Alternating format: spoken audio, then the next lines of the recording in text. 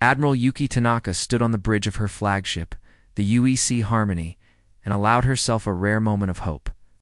Through the massive viewport, she watched 46 other human vessels glide through the darkness of space, their running lights blinking like fireflies against the endless black. This was humanity's proudest fleet, carrying diplomats, scientists, and dreams of peace toward a meeting that had taken 100 years to arrange. The Kethvari Dominion had finally agreed to talk for 2 centuries. The alien empire had maintained total silence toward humanity. Their territory bordered human space, separated by a corridor of empty systems known as Velen's Gate. No human ship had ever crossed that border and returned. No Kethvari had ever responded to communication attempts. They were ghosts, legends, the subject of countless theories and fears. Then, 3 months ago, a message had arrived.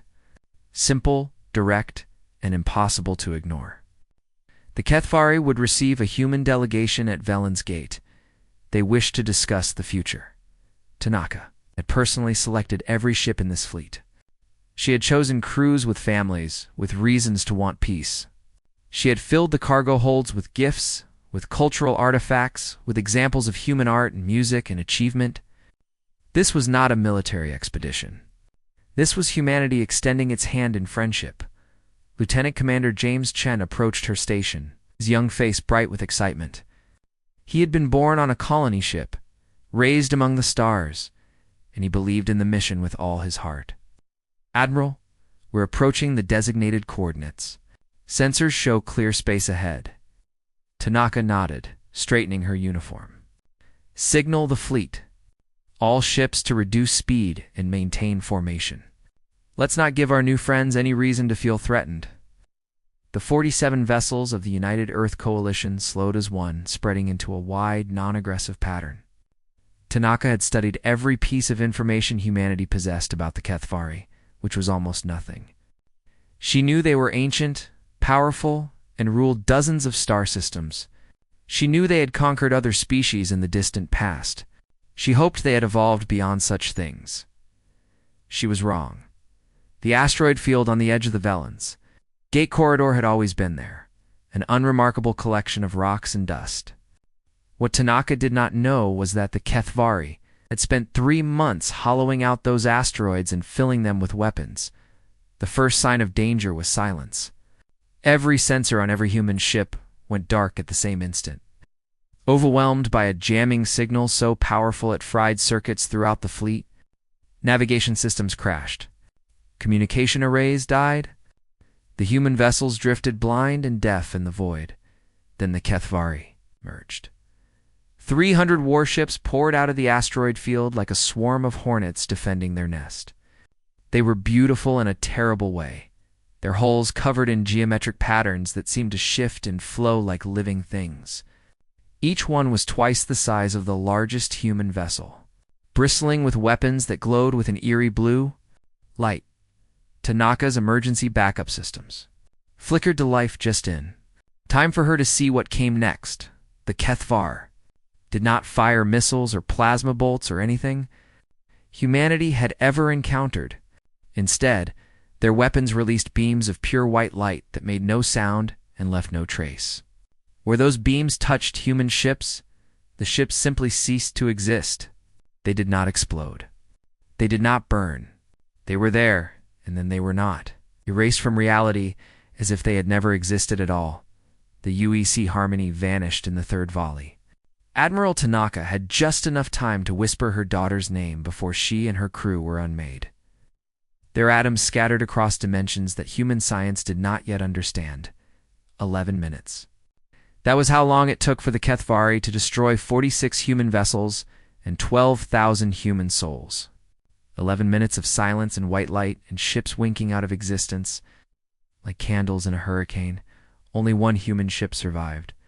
The UEC Prometheus was a research cruiser, smaller and slower than the rest of the fleet. It had been trailing behind, investigating an unusual radiation signature that had caught the attention of its science officer. When the jamming hit, the Prometheus was just far enough away to avoid the worst of it. When the killing started, Captain Marcus Cole made the hardest decision of his life. He ordered his ship to run. The Prometheus fled at maximum speed, its damaged sensors barely able to track the massacre happening behind them. Cole stood at his command station, his hands gripping the railing until his knuckles turned white, and watched the fleet die. He saw the Harmony vanish. He saw the diplomatic vessel carrying humanity's finest ambassadors blink out of existence. He saw ships he had served on, commanded by officers he had trained with, disappear without a trace. His crew wanted to turn back. They wanted to fight, to help, to do something other than run. But Cole knew the truth. There was nothing they could do except survive long enough to tell humanity what had happened here. The HFY. Let them go. As the Prometheus limped toward the edge of the corridor, a message arrived on their damaged communication system. The voice was cold, precise, and utterly without emotion. Tell your kind. The stars belong to those strong enough to claim them. Humanity is not. Return to your worlds. Stay there. If you venture beyond your borders again, we will finish what we started today. This is your only warning, the message repeated 3 times. Then the HFY fleet turned and disappeared back into the asteroid field, leaving behind nothing but empty space, where 46 ships and 12,000 people had existed moments before. Captain did not speak for the entire journey home. He sat in his quarters watching the recording his sensors had captured, memorizing every face and every crew photo the fleet had shared before the mission. He learned 12,000 names. He would never forget a single one. When the Prometheus finally reached Earth, the news spread like wildfire. The massacre at Velen's Gate became the defining moment of human history. Families wept for loved ones who had no graves. Politicians raged and demanded answers. Military leaders argued about responses that everyone knew were impossible, but something else happened too. Something the HFY had not anticipated. Humanity stopped fighting itself. For the first time since the species had crawled out of caves and looked up at the stars, every nation, every faction, every ideology united behind a single purpose. Old enemies shook hands. Ancient grudges were forgotten. Resources that had been hoarded were shared freely. The HFY had wanted to teach humanity about fear, about weakness, about knowing their place in a universe ruled by the strong. They succeeded. But they failed to understand the most dangerous thing about human beings. When humans are afraid, when they are hurt, when they are told they cannot do something, they do not surrender. They adapt. They evolve. They find a way. And sometimes, when pushed far enough, they become something their enemies never imagined possible. In secret shipyards across the solar system, Project Ascension began. 6 months after the massacre, Captain Marcus Cole stood in dry dock, 7 above the moon, and did not recognize his own ship. The Prometheus had been a modest research vessel. Designed for long-range exploration and scientific study, it had comfortable quarters, extensive laboratories, and enough defensive weapons to discourage pirates. It was the kind of ship that made discoveries, not war. Now it looked like something from a nightmare. The hull had been stripped away and rebuilt with materials that seemed to absorb light rather than reflect it. Strange geometric patterns covered every surface, pulsing with a faint blue glow that reminded Cole of the weapons that had killed his fleet. The ship was longer now, sleeker, with angles that hurt to look at for too long. Engineers in protective suits crawled over its surface like ants, making adjustments to systems that violated everything humanity thought it knew about physics. Dr. Alina Vance floated beside Cole, watching his reaction with tired eyes. She had not slept more than 4 hours a night since the project began. Her hair had gone gray at the temples. Her hands trembled from too much caffeine and too little rest. But when she looked at the transformed Prometheus, she smiled. "Beautiful, isn't it?" she said. Cole shook his head slowly. "It's terrifying." "What did you do to my ship?" "I made it impossible to kill." Vance pulled up a holographic display, filling the space between them with diagrams and equations that Cole could not begin to understand. "After the massacre, we recovered fragments from the battlefield. Pieces of our ships that had been partially caught by the HFY weapons. Most of it was useless, but we found enough to understand how their technology works. She zoomed in on one of the diagrams. Their weapons don't destroy matter in the normal sense. They displace it, pushing it out of our dimension entirely. Everything those beams touch gets shunted into a space between spaces, a place where our physics don't apply. So how does knowing that help us? Cole asked. Vance's smile grew wider. Because once we understood how to push matter out of our dimension, we figured out how to exist in multiple dimensions at once. She gestured toward the ship. The Prometheus is no longer entirely here. At any given moment, parts of it exist in our reality, and parts of it exist elsewhere. When a weapon tries to target it, there's a mathematical uncertainty about whether the ship is actually there to hit. Cole stared at the vessel, trying to wrap his mind around what she was describing. You're saying our ship is partly a ghost? It's a poetic way to put it, but yes. Probability armor, we call it. The Kethvari can fire every weapon they have, and most of their shots will pass through empty space where the ship might be but isn't. She led him through the dry dock, pointing out other modifications. The engines had been replaced with something called an ascension drive, a system that Cole had to hear explained 3 times before he began to grasp it. Traditional faster-than-light travel moved a ship through space. The ascension drive did something different. It convinced the universe that the ship had always been at its destination. There was no travel, no energy signature, no warning. The ship simply appeared. At the heart of all these systems was the power source, and this was what frightened Cole most of all. Deep in the center of the rebuilt Prometheus, suspended in fields that bent light around them, was a black hole. Not a natural one, but something created in a laboratory. Compressed to the size of a marble and spinning fast enough to generate more energy than Earth's sun. If that containment fails, Cole said quietly, the ship gets eaten. Vance nodded.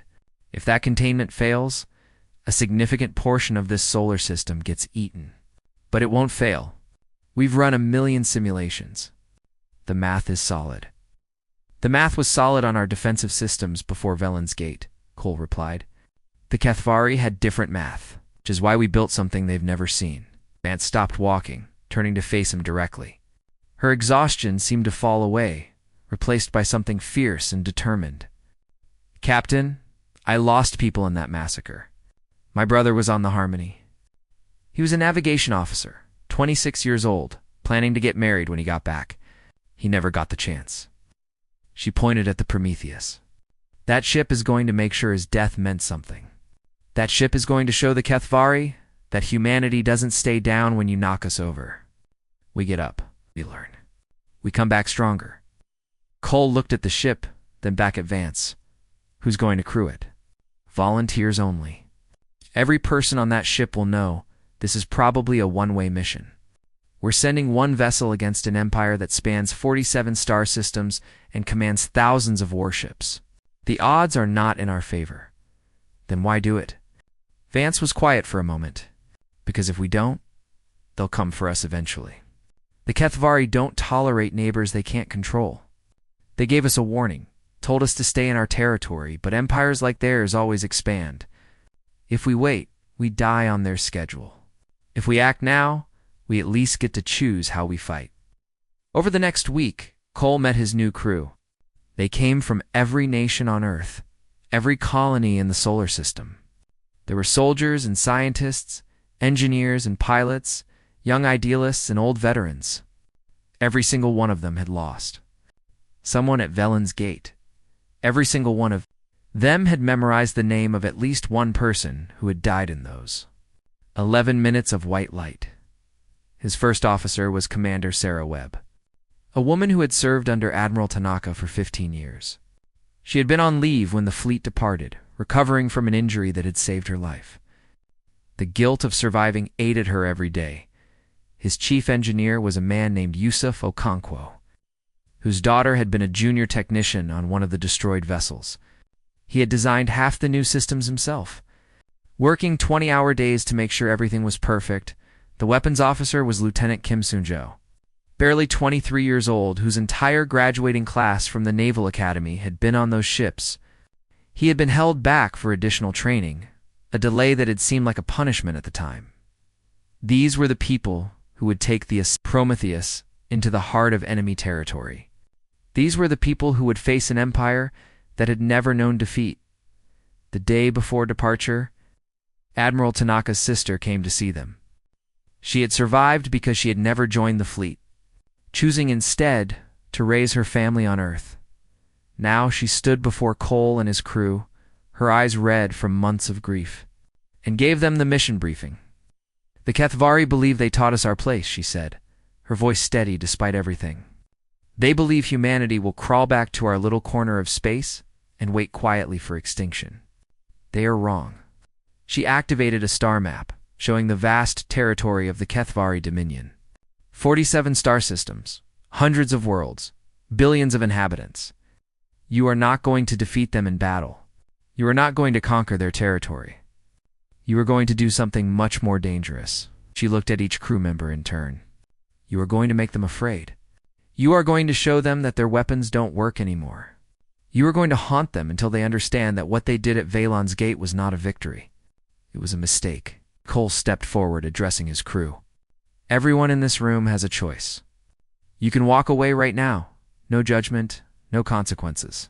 What we're about to do has never been attempted. There's no playbook, no backup plan. We succeed or we die." No one moved. Cole nodded slowly, feeling something tight in his chest loosen just a little. "Then let's go teach the Kethvari what happens when you push humanity too far." The next morning, the Prometheus activated its ascension drive for the first time. There was no countdown, no dramatic surge of engines, no visible sign that anything had happened at all. One moment the ship hung in the dry dock above Luna. The next moment, the dry dock was empty. The ghost ship had begun its hunt. High Commander Velkith had ruled the Kethvari military for 300 years. In that time, she had conquered 6 species, crushed a dozen rebellions, and expanded the Dominion's borders by 15 star systems. She had never known defeat. She had never known fear, until the reports started coming in. It began with small things. A supply convoy vanished in the outer territories, all hands lost, no wreckage found. Velkith dismissed it as pirates or mechanical failure. Such things happened in the vastness of space. A single lost convoy meant nothing to an empire as large as the Dominion. Then a listening post went silent. Then another. Then a patrol ship sent a garbled message about a shadow that moved without engines before its signal cut off forever. Velkith sent investigators. They found nothing. No debris, no bodies, no sign that anything had happened at all. Ships and stations and outposts simply ceased to exist, leaving behind only empty space and unanswered questions. The first real evidence came from Garrison Moon 7, a military installation on the edge of Kethvari space. The base commander sent a frantic transmission describing a ship that had appeared from nowhere, a vessel that weapons could not touch, a ghost that hung in the darkness and watched them with terrible patience. Then the transmission ended. Velkith dispatched a battle group of 20 warships, expecting to find the garrison destroyed. Instead, they found something far worse. The base was intact. Every structure stood undamaged. Every system functioned normally. And every single Kethvari soldier was still alive. They found them sitting at their posts, standing in corridors, lying in their quarters. Their eyes were open, but they saw nothing. Their hearts beat, but their minds were gone. Medical scans revealed brain activity at the most basic level, just enough to keep their bodies functioning. Everything that made them people had simply stopped. The soldiers were not injured. They were not sick. They were afraid. So deeply, so completely afraid that their minds had shut down, rather than continue experiencing that fear. On every wall of the garrison, burned into the metal with precision that should have been impossible, was a message in ancient Kethvari script, the language of conquerors, the writing their ancestors had used to record their victories over fallen enemies. It read, 46 ships, 12,000 humans. We remember every name. Velkith read the report in her command chamber on the throne world, her clawed hands trembling slightly as she set down the tablet. Around her, advisors and generals waited in silence, none of them willing to speak first. "One ship," she said finally. The humans have one ship. Admiral Cathrell, her oldest and most trusted commander, shifted uncomfortably. We should have destroyed it when we had the chance.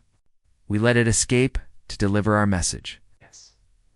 Velkith stood, walking to the massive window that overlooked the capital city below. Millions of Kethvari lived in those towers, going about their daily lives, trusting that the Dominion would keep them safe. They had no idea that somewhere in the darkness between stars, a single human vessel was hunting their empire. "Find it," she ordered. "Every ship in the affected sectors is to begin search patterns immediately. I want to know where this ghost is hiding." But the ghost was not hiding. It was hunting. Captain Cole sat on the bridge of the Prometheus, studying sensor data from their latest operation. 3 supply convoys destroyed in as many days, their cargo scattered across space, their crews left alive but unconscious. The Kethvari would find them eventually, and they would wake with no memory of what had happened. Only a deep and lasting terror that would never fully fade. "We're getting their attention," Commander Webb reported. "Long-range scans show increased military traffic in the outer sectors. They're looking for us." Cole nodded slowly. "Good. Let them look. Let them wonder. Let them jump at shadows and see threats that aren't there." Right. He pulled up a map of Kethvari space, marking their next target. The garrison moon broke them because they found their people alive. Dead enemies are expected. Living victims who can't explain what happened to them? That's the stuff of nightmares, Lieutenant Kim spoke up from the weapons station. "Captain, I've been studying their patrol patterns. They're spreading out, trying to cover more territory. But that means their formations are thinner. We could hit 3 or 4 targets before they could respond." "We're not trying to destroy them," Cole reminded him. "Not yet. We're trying to send a message." "What message, sir?" Cole turned to face his young officer. "That they're not safe. Anywhere. Ever. Kethvari have spent thousands of years believing they're the strongest thing in the universe. They need to understand what it feels like to be prey." Over the following weeks, the Prometheus became a legend. It appeared without warning at the heart of military bases, letting itself be seen, letting the Kethvari fire every weapon they possessed, then vanishing before their eyes as their shots passed through empty space. It disabled defense platforms and left messages burned into their hulls. It took commanding officers from their quarters, leaving them days later on distant moons. It's unharmed but unable to remember anything except a feeling of being watched. The psychological effect was devastating. Kethvari soldiers began refusing to serve on ships assigned to the outer territories. Generals reported nightmares among their troops, waking terrors that left hardened warriors screaming in the dark. Religious leaders claimed the ghost was a punishment from their ancestors for some forgotten sin. Velkith called a war council, gathering every senior commander in the Dominion. They came from across the Empire, abandoning their posts and their duties to address a crisis that threatened to tear the military apart from within. "We cannot fight what we cannot find," Admiral Cathrell said, his voice heavy with frustration. "Our weapons do nothing. Our sensors cannot track it. Every time we think we know where it will strike, it appears somewhere else entirely." Another admiral, younger and more aggressive, slammed his fist on the council table. "Then we burn the systems it has been seen in. Destroy everything. Leave nothing for it to hide behind." "That would mean killing billions of our own citizens," Velkith replied coldly. "The humans are not hiding among our people. They are hiding in the spaces between moments, in the gaps between dimensions. Standard warfare will not touch them. Then, what do you suggest?" Velkith was silent for a long moment, staring at the report spread before her. 18 incidents in 2 months. Dozens of ships disabled. Thousands of soldiers driven mad by fear. And still, the Dominion's mightiest warships had not managed to so much as scratch the ghost ship's hull. "We must consider," she said slowly, each word tasting like poison, "that the humans have developed technology we do not understand. Technology that may exceed our own." The council erupted in angry denials. Such a thing was impossible. The Dominion had ruled these stars for millennia. They had crushed every enemy, absorbed every advancement, become the ultimate power in the known galaxy. How could a species they had dismissed as primitive develop weapons beyond Kethvari comprehension? But even as they argued, another report arrived. A science station in the heart of the Dominion. Hundreds of light years from the outer territories had been visited by the ghost.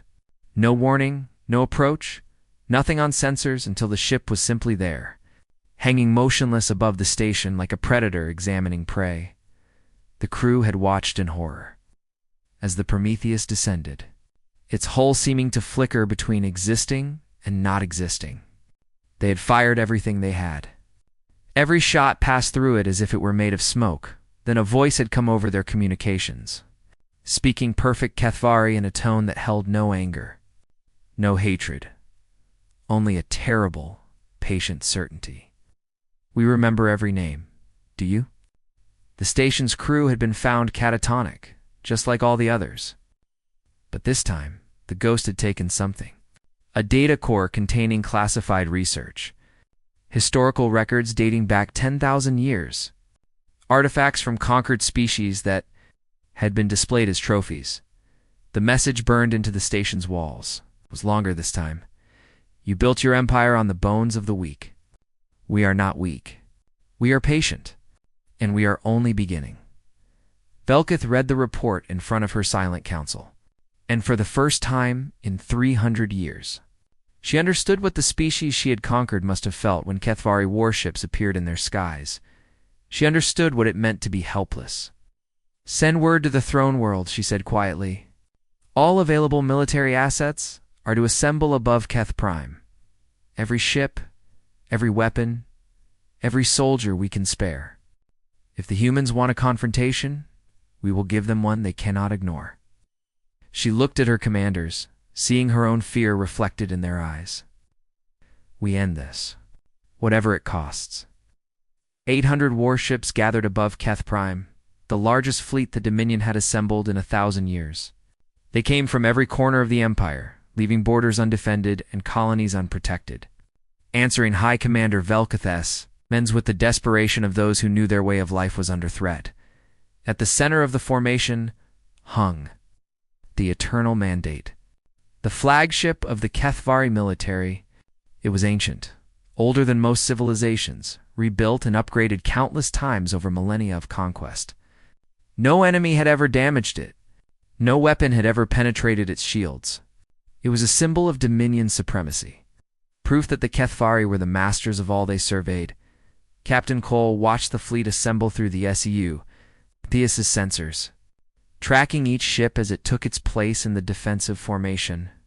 Commander Webb stood beside him, her expression carefully neutral. That's a lot of firepower, she said quietly. More than we've ever faced, Cole nodded. They're scared.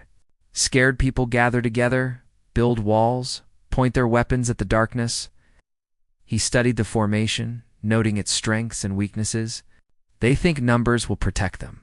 They still don't understand what we are. Chief Engineer Okonkwo's voice came over the internal com.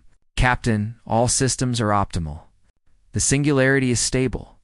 Probability armor is at full density. We're as ready as we'll ever be. Thank you, Yusuf. Akold turned to address his crew, speaking to every station on the ship. Everyone knows the plan. We're not here to destroy them. We're here to prove a point. Stay focused, stay calm, and trust the ship. She hasn't let us down yet. Lieutenant Kim looked up from his station, his young face tight with tension. Captain, if they hit us with everything at once, the probability field might not hold. There are limits to how many attacks we can phase through simultaneously. I know. Cole's voice was steady. That's why we're not going to give them time to coordinate. The moment we appear, we move. Don't stop, don't hesitate, don't look back. We have one objective, and nothing else matters. On Keth Prime below, billions of citizens watched the massive fleet through orbital cameras. Velkith had broadcast her intentions to the entire planet, turning the military operation into a show of strength. The ghost ship would come, she had promised, and when it did, the full might of the Dominion would crush it. This nightmare would end today. For 2 days, the fleet waited. Tension built like pressure in a sealed container. Soldiers grew restless. Commanders argued about deployment strategies. Rumors spread through the ranks about what the ghost ship could do. each telling more terrifying than the last. On the morning of the third day, Velkith stood on the bridge of the Eternal Mandate and addressed her forces. Her voice was broadcast to every ship, every screen, every speaker on the throne world below. The Kethvari Dominion has stood for 10,000 years, she declared. We have conquered species that thought themselves invincible. We have crushed rebellions that seemed unstoppable. We have faced every challenge the universe has thrown at us and emerged stronger. Today we face another challenge. A single ship crewed by a species so young they barely qualify as spacefaring. They have used tricks and deception to frighten us, to make us doubt ourselves. That ends now, she raised her voice, putting centuries of authority into every word. The Dominion does not fear ghosts. We make them. The fleet roared its approval, weapons charging, shields maximizing.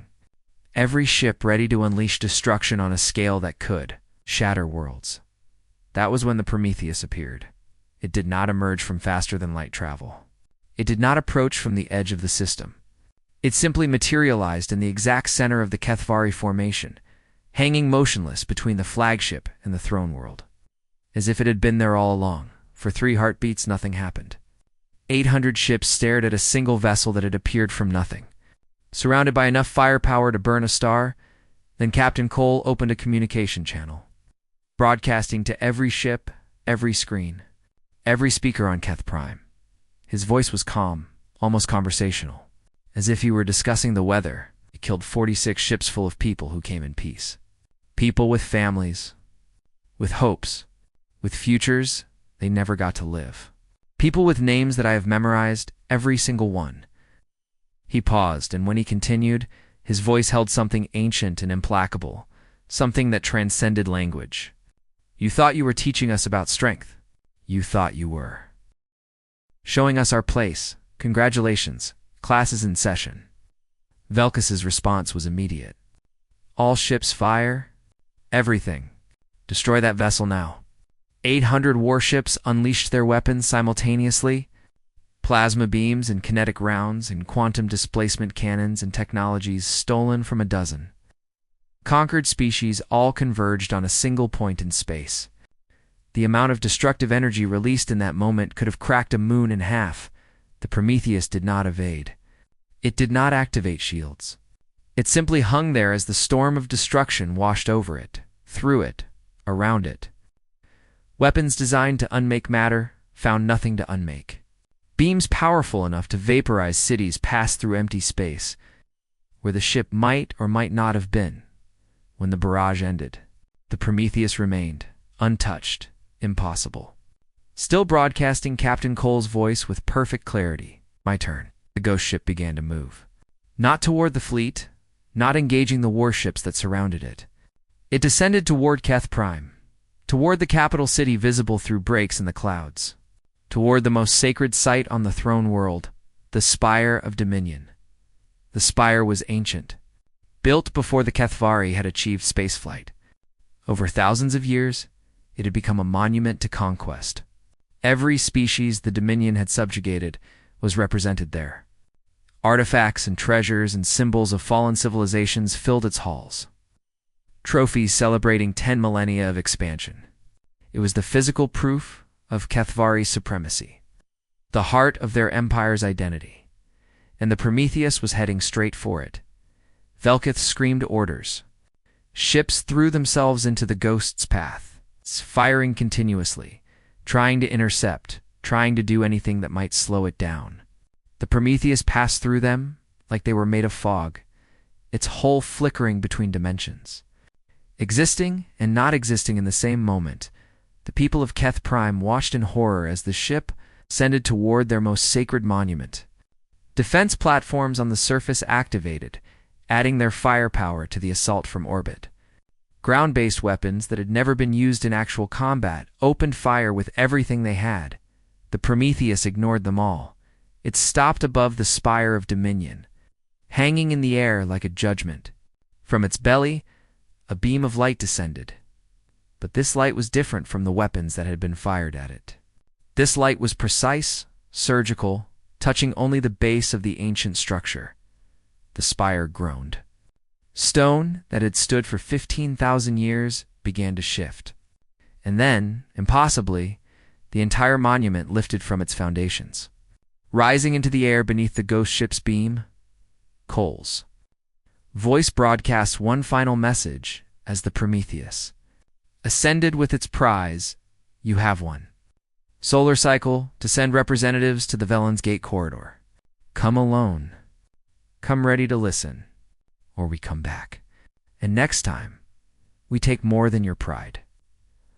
The Prometheus rose through the atmosphere, carrying 2,000 years of Kethvari history, accelerating past the helpless fleet that could do nothing but watch. Then, without warning, without any signal that anything had happened, it vanished. The ascension drive activated, and the ship was simply gone. Along with the Spire of Dominion and every artifact it contained, silence fell over the fleet. 800 warships hung in space, weapons still hot, having expended enough ordnance to glass a planet. They had not touched the ghost ship, not once, not even slightly. Velkith stood on the bridge of the Eternal Mandate, staring at the empty sky where her empire's greatest monument had been moments before. She had commanded the largest military force in the known galaxy. She had gathered every weapon her civilization possessed, and she had watched, helpless, as a single human vessel took their history from them without suffering so much as a scratch. Below, on Keth Prime, billions of citizens who had watched the confrontation were beginning to understand something terrible. The Dominion was not invincible. The military that had protected them for millennia could not stop this enemy. Everything they believed about their place in the universe had been proven false in a matter of minutes. Admiral Kethril approached Velkith slowly, his voice barely a whisper. "High Commander, what are your orders?" Velkith was quiet for a long time, watching the stars, thinking about the message the humans had left. One solar cycle to send representatives. One day to decide the future of an empire. "Prepare a diplomatic vessel," she said finally, the words tasting like ash in her mouth. "We go to Velen's Gate to negotiate with animals who attacked our sacred ground." Velkith turned to face him, and in her eyes there was something that had never been there before. Something that looked very much like respect, to negotiate with beings who have shown us that everything we believed about the universe was wrong. The humans are not animals, Admiral. They are something we have never encountered before. She looked out at the empty space where the Prometheus had disappeared. They are what we might become. If we are wise enough to learn. Velen's Gate corridor was silent in a way that felt almost sacred. This was the place where 46 human ships had been erased from existence, where 12,000 people had died believing they were bringing peace to the galaxy. Now, 6 months later, a single Kethvari diplomatic vessel waited in that same empty space. Carrying the rulers of an empire that had never before bent to anyone, High Commander Velkith stood at the viewport of her ship, watching the stars and waiting for the ghosts to appear. Behind her, the Dominion's ruling council sat in uncomfortable silence, their usual arrogance replaced by something far more useful: humility. They had come alone, as instructed. No weapons, no military escort, no backup plans.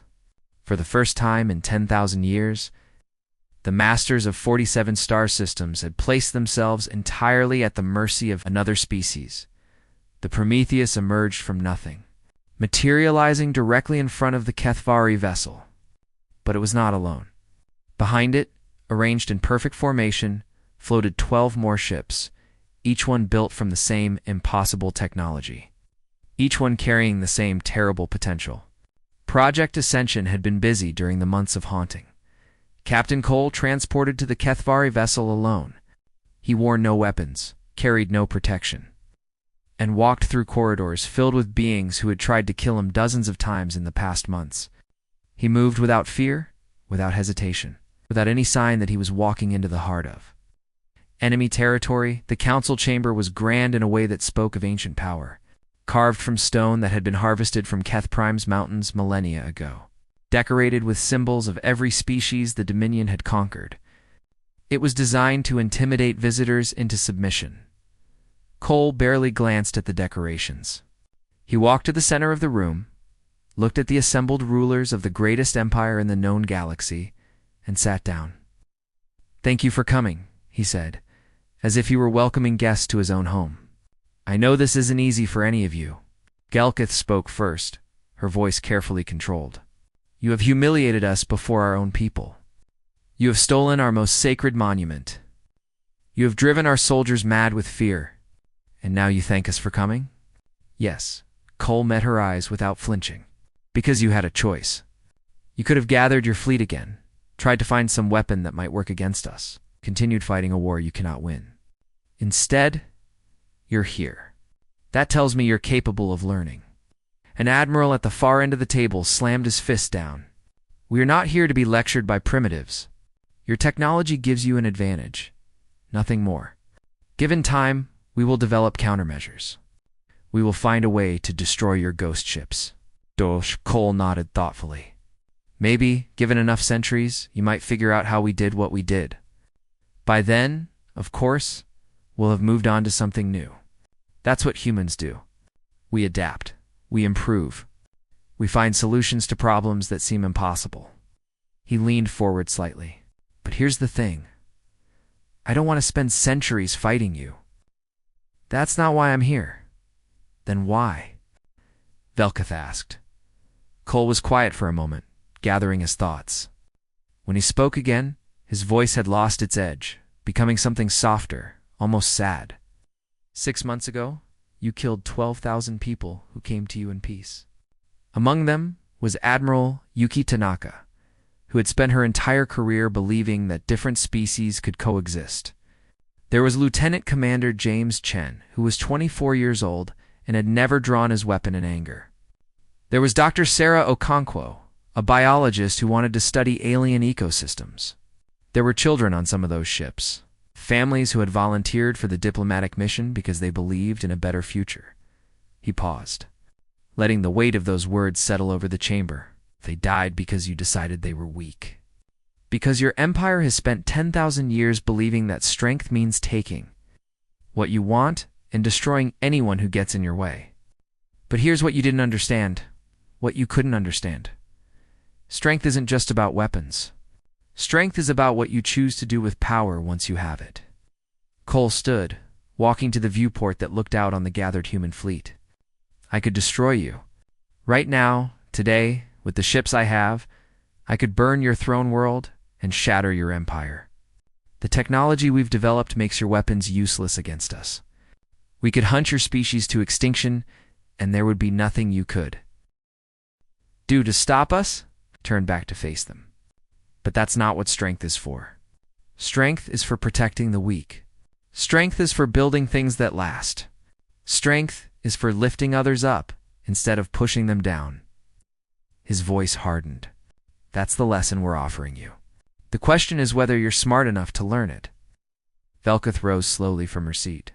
She was old, older than most beings in the galaxy, and she had seen empires rise and fall. She had believed the Dominion would last forever. Her species had achieved the ultimate expression of power. Now she understood how wrong she had been. What are your terms? She asked. Cole reached into his uniform and withdrew a small data device. Every species you've conquered over the past 10,000 years gets their freedom. Their worlds, their resources, their right to determine their own futures. The Dominion releases them and helps them rebuild. Murmurs of outrage ran through the council, but Velkith silenced them with a gesture. Continue. You share your technology? All of it. Not just with humans, but with everyone. The knowledge you've hoarded for millennia becomes available to any species that wants to learn. You're asking us to give up everything that makes us powerful. No. Cole shook his head. I'm asking you to understand what real power looks like. The strongest civilizations aren't the ones that hoard knowledge and crush competition. They're the ones that lift everyone around them, that create networks of allies and partners, that build things that last beyond any single empire. He walked toward Velkith, stopping a few feet away from the most powerful being in the Kethvari Dominion. You can keep your military, your territory, your identity. We're not trying to destroy who you are. We're trying to show you who you could become. Imagine what the galaxy could look like if the species you've conquered weren't enemies, but friends. Imagine the innovations that could come from 11 civilizations working together instead of being ground under your heel. Imagine a future where your children don't have to live in fear of the next empire, the next conqueror, the next species that might develop weapons you can't stop. The chamber was silent. Cole could see the conflict in their eyes. It's the struggle between 10,000 years of tradition and the undeniable reality of what they had witnessed. The Dominion had been built on the belief that power justified everything. Now they were being asked to imagine a different way. Finally, Velkith spoke, her voice barely above a whisper. "And if we refuse?" Cole's expression did not change. "Then we don't destroy you. We don't conquer you. We just ... wait. Every time you try to rebuild your war machine, we'll be there. Every time you threaten another species, we'll appear. We will haunt your empire for 1,000 years if we have to, until you understand that the only way forward is together." He stepped back, spreading his hands. "Your choice. Empire of ashes or architects of something new." The silence stretched for what felt like an eternity. Then, slowly, Velkith lowered her head in a gesture that no Kethvari had made to an outsider in 10,000 years. "We accept your terms." 1 year later, the Galactic Compact held its first anniversary celebration at the newly constructed Unity Station. Built in the Velen's Gate corridor by engineers from 13 different species, representatives from every former Dominion territory gathered alongside human diplomats, Kethvari officials, and delegates from species that had never before had a voice in galactic affairs. Captain Cole. Now Admiral Cole watched the celebration from an observation deck above the main hall. The Prometheus floated nearby, its hull still carrying faint marks from weapons that had never quite managed to touch it. The ship had become a symbol, a reminder of what humanity had accomplished and what they still stood for. Dr. Alina Vance joined him, carrying 2 glasses of something that glowed with a soft purple light. "Kethvari's ceremonial wine," she explained, handing him one. "They developed it 3,000 years ago to celebrate military victories. Now they're sharing the recipe with everyone." Cole took the glass, holding it up to the light. "Things change. They do." Vance looked out at the station, at the dozens of different species mingling below. The future that had seemed impossible just a year ago, do you think it will last? Cole considered the question seriously. Out there, somewhere, were other empires like the Kethvari had been. Other civilizations that believed strength meant conquest, that the only way to survive was to dominate. The galaxy was vast, and humanity had only just begun to explore it. "No," he admitted. "Probably not forever. Something will go wrong eventually. Old grudges will surface. New threats will emerge. The Alliance will face challenges that might tear it apart. Then why do it?" Cole finally drank, tasting something strange and new and full of possibility. Right. Because 46 ships full of people died believing the universe could be better. They were right. And if it falls apart, we'll build it again. We'll build it as many times as we have to. He set down the glass. That's what humans do. He looked out at the stars. At the endless darkness that held so many mysteries, so many dangers, so many opportunities. That's what we've always done. Far below, a Kethvari child and a human child were playing together, their laughter echoing through the observation deck. Neither of them knew about the war their species had nearly fought. Neither of them understood the hatred and fear that had almost consumed both civilizations. All they knew was that they had found a new friend. And the universe suddenly seemed a little less dark. Admiral. Cole watched them play and allowed himself a small smile. Perhaps that was the real victory. Not the technology, not the defeat of an empire. Not the treaties and agreements that would shape galactic politics for generations. Just 2 children. From worlds that had been enemies, learning to play together. That was worth everything they had sacrificed. That was worth every life lost at Velen's Gate. That was the future 12,000 humans had died for. And Cole would make sure their faith was never betrayed.